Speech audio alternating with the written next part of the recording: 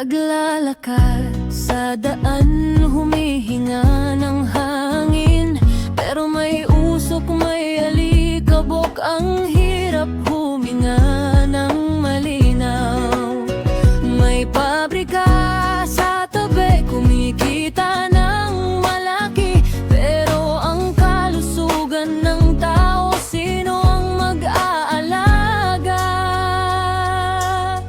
Ang tunay na halaga, di lang nasa presyo, may epekto sa iba, yan ang eksternalidad. Kapag may nasasaktan, may nagwawagi, market failure yan, kailangan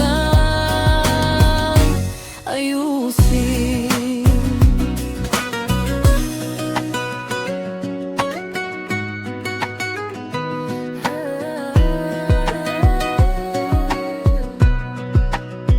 May nag-aaral ng mabuti, nagsusumikap sa eskwela, hindi lang siya ang natututo, ang pamilya at bayan ay umaasenso. Pero mahal ang tuition, mahirap magpatuloy, sana may tulong para ang lahat ay may pag-asa. Ang tunay na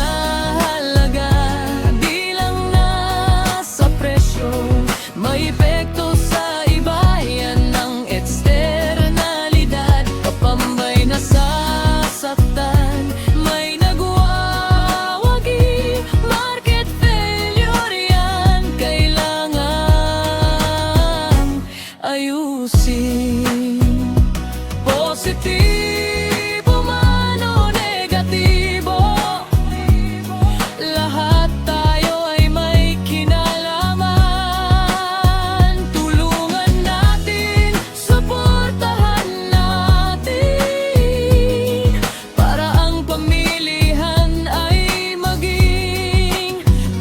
Sa lahat, ang tunay na halaga, di lang nasa presyo, may epekto sa iba, yan ang eksternalidad.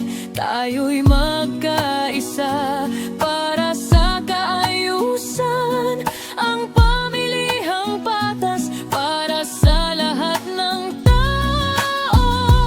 Tunay na halaga, di lang nasa presyo, may epekto sa iba, yan ang eksternalidad. Kapag may nasasaktan, may nagwawagi, market failure yan, kailangan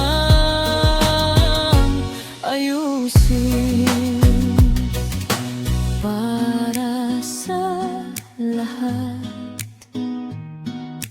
para sa bayan.